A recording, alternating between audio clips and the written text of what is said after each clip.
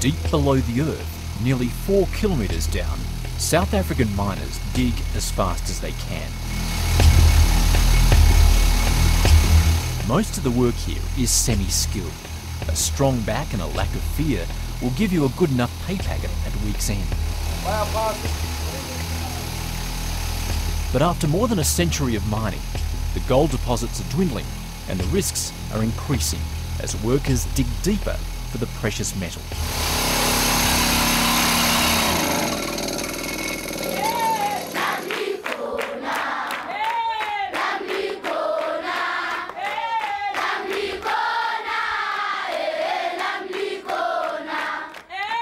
For the next generation of South African workers, there may not be a lot to sing about.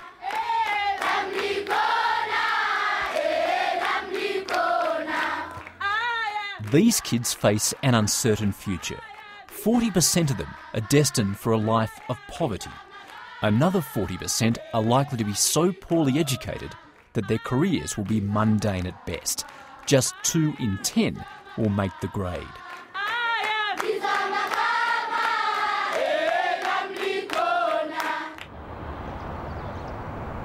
South Africa is still a land of haves and have-nots. A huge percentage of people remain unemployable simply because they're not educated. Yet the cities are full of expensive cars, more often than not driven by the new black elite. But among those who are reaping the benefits of the new South Africa, only a few appear willing to give something back to the country. 3 decades ago, James Motlatsi was swinging a pick in the mines of South Africa.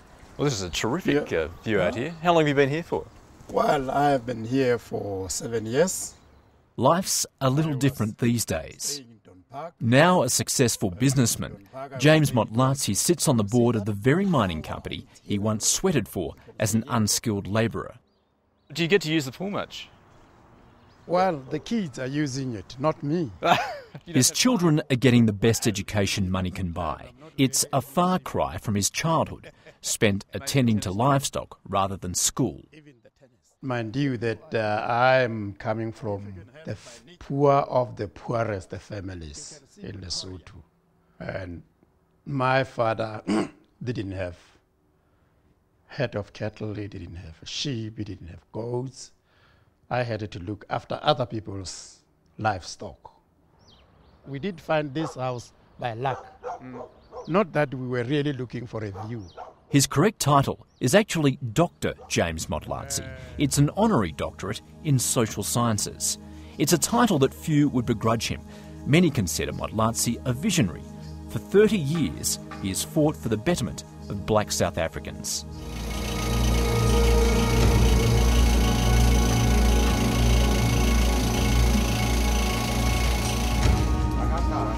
In the 1970s, he, along with hundreds of thousands of fellow black workers, toiled away in the country's gold mines.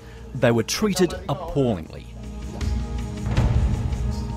You will be forced to go and shower. If it's winter, the water will be cold. But the terrible treatment is that you will be kept naked, moving from one hole to another for more than 4 hours. By the mid-1980s, the black miners weren't prepared to take any more. Leading South Africa's first black union was James Motlatsi.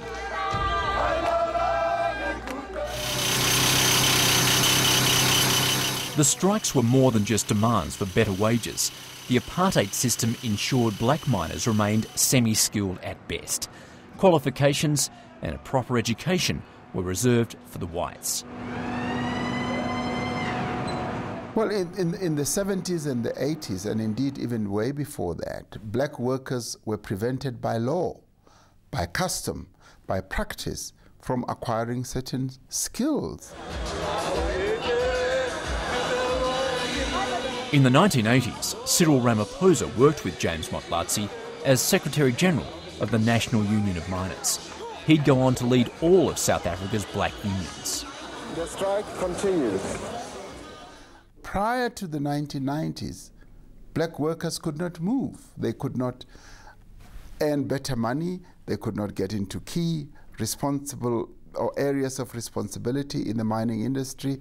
They were like boxers who were put in a ring with their hands tied behind their backs. With Nelson Mandela's release in 1990, a new era of hope began for black South Africans. But decades of apartheid had left the workforce chronically uneducated and unskilled. I have it in my heart to forgive the past evil rulers of this country, to forgive them for many things that they did, even to forgive them for putting Nelson Mandela in jail for 27 years. But what I cannot find in my heart is to forgive them for denying black South Africans a decent education. For James Motlatsi, the solution is to instill ambition.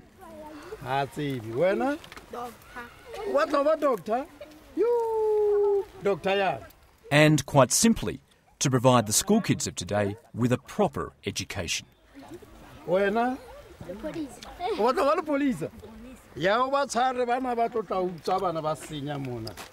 For years now, he and Cyril Ramaphosa have dug deep into their own pockets. This is the toilet seats and the hand basins. Funding dozens of public schools with everything from scholarships to the most basic needs. Because I've never seen boys' toilets as clean as this. And I'm going to find them here in the morning and here. Immediately after the democratic elections in 1994, I and Cyril came together and say, we will have to contribute not only politically to our society, but we must also be able to contribute to make sure that the education becomes available for everybody, in particular children who are coming from the most disadvantaged communities and families. People like James Motlatsi play a critical role in helping to take this country forward. So I am very hopeful about this, the future. I think you have heard about the Adopt the School Foundation. James Motlatsi's Education Foundation is quite a success story. Corporations are now digging deep, and the number of school children who benefit grow by the year. Because ultimately what is important is not only to say this school is the best. We want all the schools to be the best. The thoughts are noble, but the task is daunting. The unemployment rate among the families of these students is a staggering 85%. So if you as learners, even after you obtain your degree, you mustn't sit down and say, oh, today I have arrived. You must make sure that you will continue to study, make research in order to be a good corporate citizen.